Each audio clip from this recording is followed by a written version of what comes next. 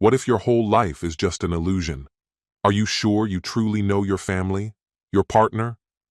You come home after a long day, tired but happy, anticipating the warmth of your loved ones. And then, one stray word, a phrase overheard in the hallway, and your world shatters. The love you trusted turns out to be a lie, a careless laugh, a name you've never heard before. Nigel just knows how to make life more exciting. And your heart stops beating. What do you do when betrayal becomes reality? When the person you devoted years of your life to turns out to be someone else? Trust vanishes, leaving behind only pain, suspicion, and a thirst for truth. But are you ready to know it all? Hello, my friend. I'm so glad you stopped by my channel. If it's your first time here, don't forget to subscribe and like this video, as every like truly inspires me. Please tell me which city and country you watch this video from. Now, let's get started. Nothing in life truly prepares you for the moment when everything you've worked for crumbles in an instant. I had always assumed that betrayal was something that happened to other people, relationships that had faded over time, couples who had let distance grow between them. Never once did I think it would happen to Celeste and me. We weren't perfect, who is? But I believed marriage was about consciously choosing each other, day after day. That belief had always been my anchor. For Celeste's birthday, I wanted everything to be just right. I spent weeks searching for a meaningful gift, a delicate silver necklace with a heart-shaped pendant. Inside, I had 2 words engraved: forever yours. It wasn't expensive or flashy, but it was sincere, a symbol of the love we had nurtured over the years. That day at the office in New York City dragged on endlessly. Meetings blurred together, and the constant ring of my phone was a dull hum in the background. But through it all, the thought of surprising Celeste kept me going. By the time I stepped through our front door that evening, exhaustion weighed on me, but excitement pushed it aside. I imagined her expression, the warmth in her eyes when she saw the gift. The familiar scent of her roasted chicken filled the air, wrapping the house in a sense of comfort. Laughter floated from the kitchen, Celeste's voice interwoven with Mallory's giggles. Normally that sound was my favorite melody, but something about it felt different this time. There was an undertone to Celeste's laughter, something light, teasing, almost flirtatious. A strange tension coiled in my chest. Setting my briefcase down, I moved toward the kitchen, not intending to listen, but unable to stop myself. I hesitated at the doorway, my heart pounding as their voices carried through the air. "I still can't believe last night," Celeste murmured, her tone dreamy, almost lost in thought. "He's just so charming, so different." My breath hitched. Who was she talking about? My mind scrambled for answers. It couldn't have been me. I had been at the office late. Then she said his name, and my stomach dropped. "Nigel just makes everything feel exciting again." Her words sliced through me like a blade. I stood frozen, the world shifting beneath my feet. Mallory, just 10 years old, tilted her head in innocent curiosity. "What do you mean, Mom?" Celeste hesitated before laughing softly. "You wouldn't understand, sweetheart. Let's just say he makes me feel special." A wave of nausea hit me. My hands trembled as I took a step back, my thoughts unraveling. Who was Nigel? A colleague? A friend? Or something far worse? The gift in my pocket suddenly felt like a cruel irony. The moment I had been looking forward to, her happiness, her surprise, had dissolved into something unrecognizable. I stumbled into the living room, my breath uneven. Celeste's laughter carried on behind me, each note driving the dagger deeper. I collapsed onto the couch, staring at the blank wall as the weight of her words settled over me. That night, I said nothing. Celeste kissed my cheek before bed, and Mallory hugged me goodnight, unaware that everything had changed. I forced a smile, pretending life was as it had always been. But as I lay beside Celeste in the dark, staring at the ceiling, I knew the life I had known was gone. The trust, the foundation we had built together, it had all unraveled in seconds. The next morning, the house carried on as though nothing had happened. Celeste hummed as she prepared breakfast, her demeanor light, untroubled. Mallory chattered away about school, oblivious to the storm raging inside me. I barely sipped my coffee. The bitterness in my cup was nothing compared to the bitterness spreading through my chest. "You okay?" Celeste asked, glancing at me casually across the table. Her voice was even, unconcerned, as though she had no idea what I had overheard. I forced a nod, my voice hollow. "Just tired. Long day ahead." She nodded in response, offering a fleeting smile before returning to her phone.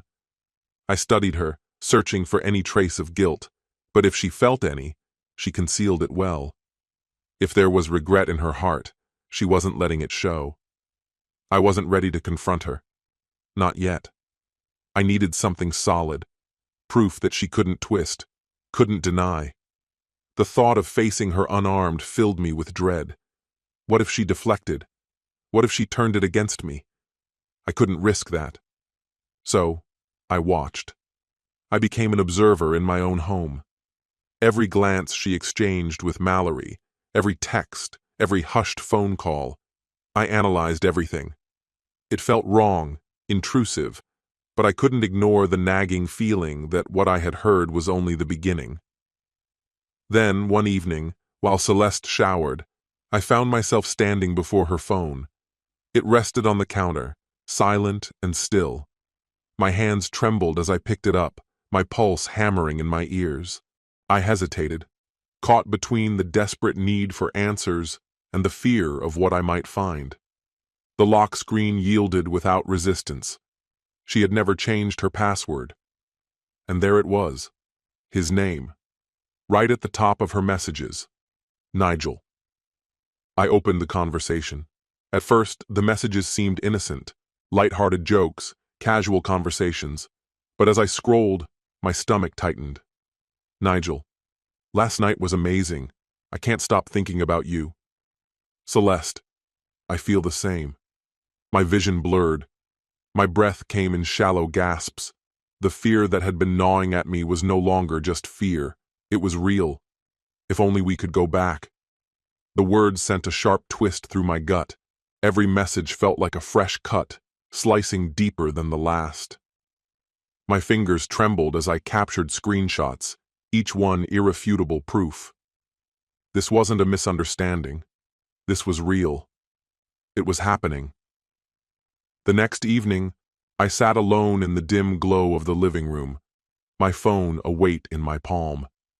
The damning messages glared at me from the screen, their meaning impossible to deny. From the kitchen, Celeste hummed softly as she rinsed the last of the dishes, unaware of the storm brewing inside me. Mallory had shut herself away in her room, buried in schoolwork, leaving an unnatural silence in the house. All day, anger and grief churned beneath my skin, threatening to break free. No matter how much I tried to distract myself, the words burned in my mind. Finally, I spoke. "Celeste." Her name, sharp and clipped, made her pause. She turned, a dish towel still in her hands, her face already wary. "What is it?" she asked cautiously, something fragile in her voice. She knew. She must have known what was coming. I lifted my phone, the screen casting a cold glow between us. "Who is Nigel?" The color drained from her face. Her grip on the towel tightened. "Francisco, Don't," I interrupted, my voice cutting through the air. "I saw the messages, I know.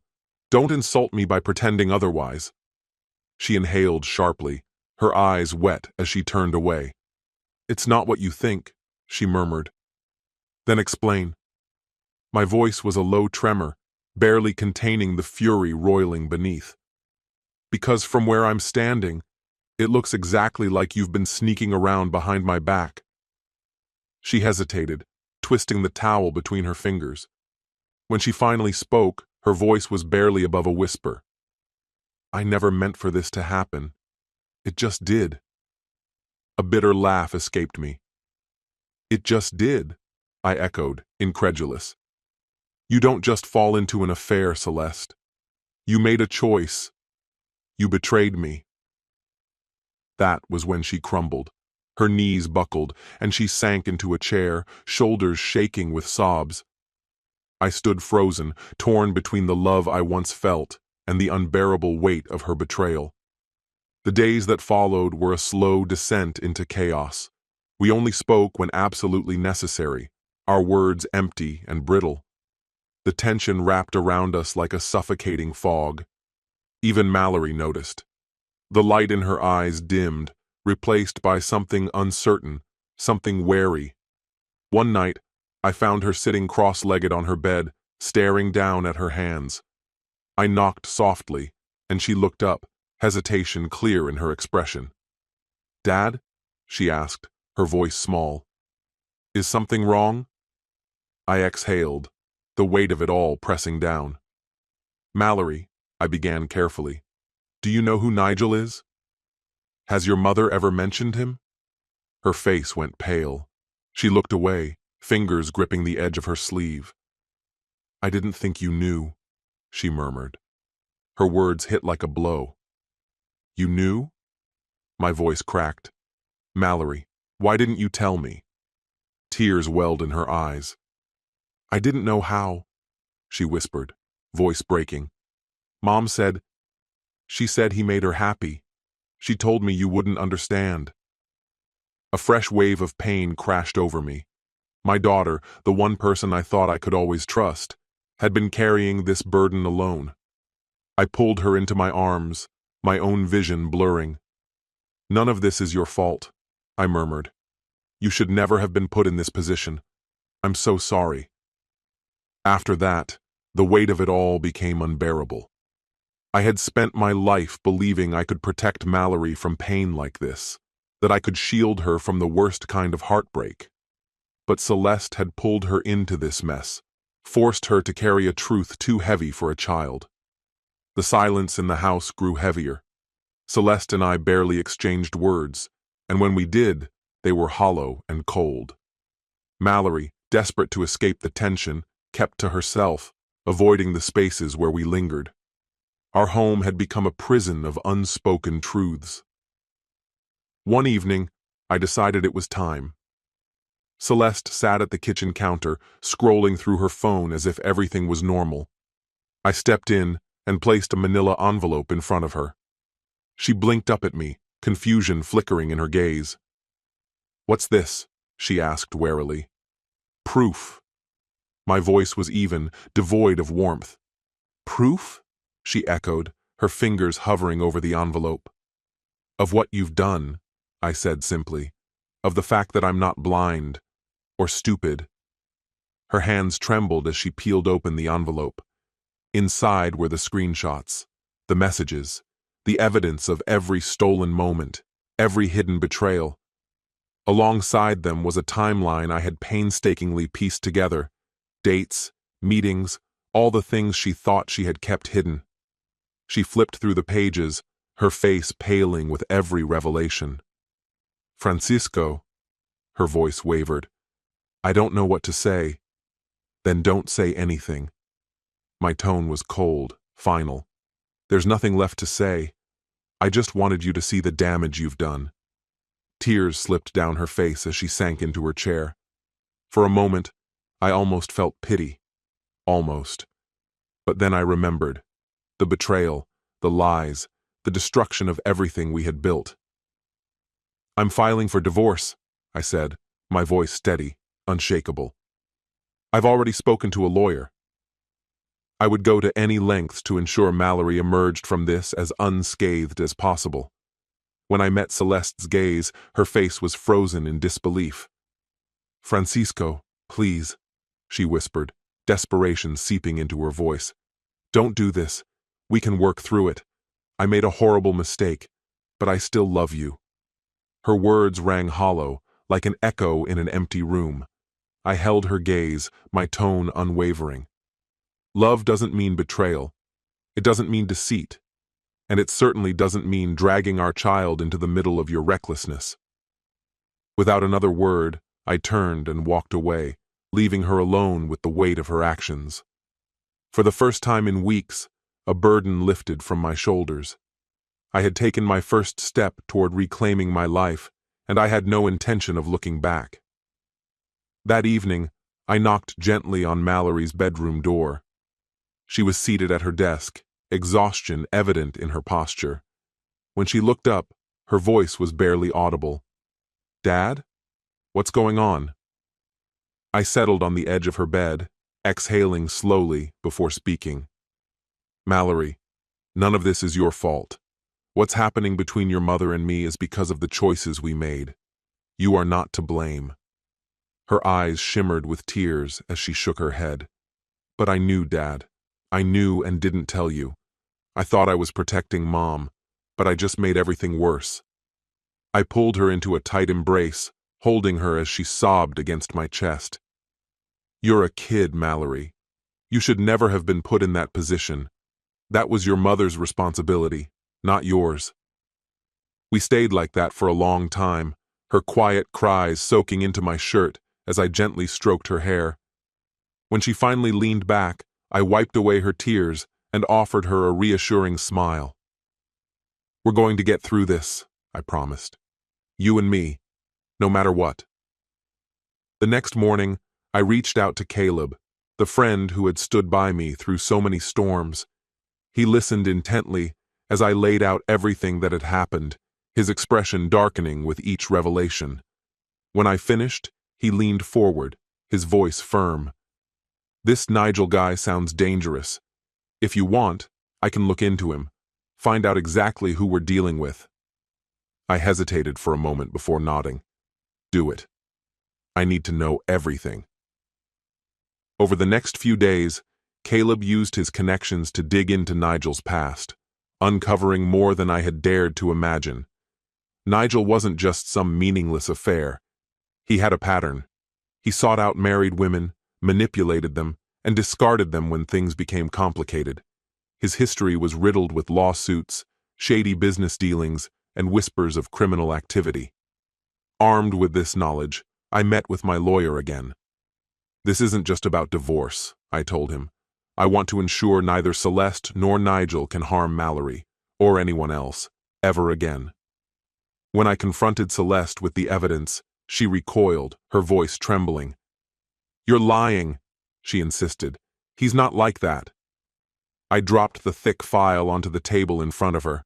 "Read it, and then tell me if you still believe that."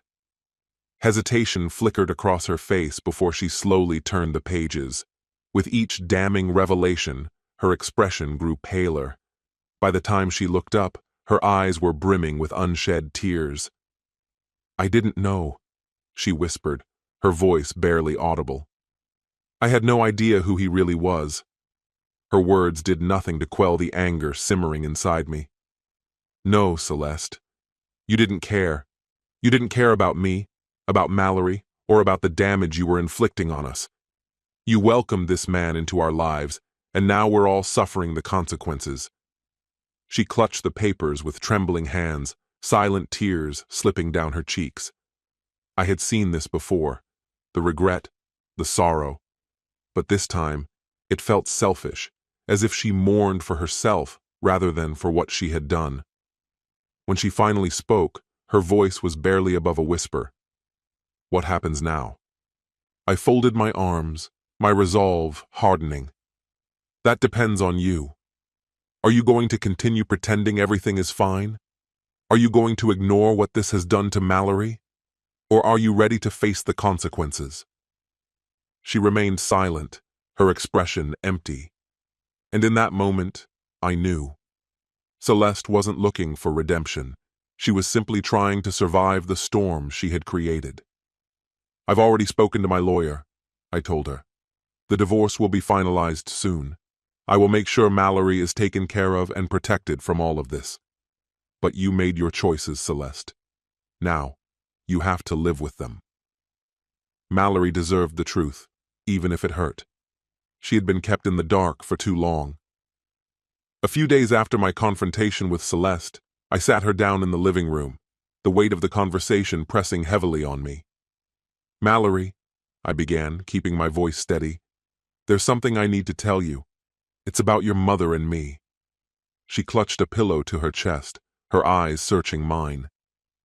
Are you getting a divorce? She asked, her voice barely above a whisper. A lump formed in my throat as I nodded. Yes, sweetheart, we are. Your mom and I have been struggling for a long time, and it's clear now that we can't fix things. But I need you to understand, none of this is your fault. None of this was her doing. Tears shimmered in her eyes as she averted her gaze, unwilling to meet mine. I heard the argument, she admitted, her voice barely audible. I knew something was wrong. I reached out, my hand resting gently on her shoulder. I know this is hard to accept, but no matter what happens, your mother and I love you. That will never change. We've made mistakes, and now we have to figure out the best way forward, for all of us. She gave a small nod, silent tears slipping down her cheeks. Leaning into me, she murmured, I just want things to be good again. In the days that followed, Celeste made countless attempts to reach me. She left handwritten notes on the kitchen counter, sent long, heartfelt messages filled with remorse, and even sat outside my office late into the night, hoping I would let her in. But I couldn't. Every word she spoke was a fresh wound, a painful reminder of what had been lost. One evening, she confronted me in the living room. With Mallory spending the night at a friend's house, the only sound was the steady rhythm of rain tapping against the windows. Francisco, please, she implored, her voice unsteady. Let's try. Counseling, therapy, whatever it takes. I don't want to give up on us. I turned to her, my expression unreadable. Try to fix this? I repeated, my voice laced with bitterness. Celeste, you didn't just hurt me. You hurt Mallory. You tore our family apart. This isn't something a few therapy sessions can undo. She flinched but held her ground. I know I made a terrible mistake. I know I hurt you. But I still love you. Doesn't that mean anything? I exhaled, shaking my head. Love isn't enough to undo the damage. You made your choices, Celeste. Now I'm making mine. And so, the divorce process began, bringing with it all the pain and struggle I had feared. Rebecca, my attorney, was sharp, calculated, and unwavering. She guided me through every step, reminding me to stay composed, to resist Celeste's emotional pleas, and to always keep Mallory's best interests at the forefront. Celeste fought bitterly over custody, arguing that her mistakes did not define her as a mother. But Rebecca came prepared. She laid everything bare, her affair, its impact on Mallory, and made it clear why I should be the one to have primary custody. When the judge made the final ruling, it was in my favor. Celeste was granted visitation, but Mallory would live with me. It was a victory, but it didn't feel like one. I never wanted to take Mallory away from her mother, but I knew this was what she needed. As the dust settled, Celeste's life unraveled. Nigel, the man she had risked everything for, disappeared when his shady business dealings came to light. Friends who once welcomed her now kept their distance. Her reputation in the community crumbled. She tried to pick up the pieces, but it was obvious she was struggling. Meanwhile, Mallory and I focused on rebuilding. It wasn't easy. Some days, the weight of it all felt unbearable. But I pressed forward for her. I made sure she felt safe, that she knew she was loved, and that we would face the future together. In time, the sharp edge of the pain dulled, replaced by something softer, something resembling hope. Mallory smiled more. Her laughter, once absent, filled the house again. I threw myself into work, into hobbies, but most of all, into being the father she needed. Slowly, our lives started to feel whole again, not defined by betrayal, but by resilience. One evening, as we sat on the porch watching the sun dip below the horizon, she let out a contented sigh. I'm glad we're okay now, Dad. I'm glad we're happy. I smiled, pulling her close. Me too, sweetheart. Me too. And for the first time in what felt like forever, I truly believed it. Our story has come to an end. This story serves as a powerful reminder of how fragile trust and family bonds can be. Love is not just words, it's a daily choice that requires honesty, respect, and commitment. Betrayal doesn't happen suddenly. It grows from indifference, lies, and a lack of open communication. But even in the darkest moments, we must remember, destruction is not the end. It's an opportunity to start anew, to reevaluate our values, and to surround ourselves with those who truly appreciate and respect us. The biggest lesson here is to never be afraid to set boundaries, to protect our dignity, and to choose our own happiness and the well-being of our loved ones.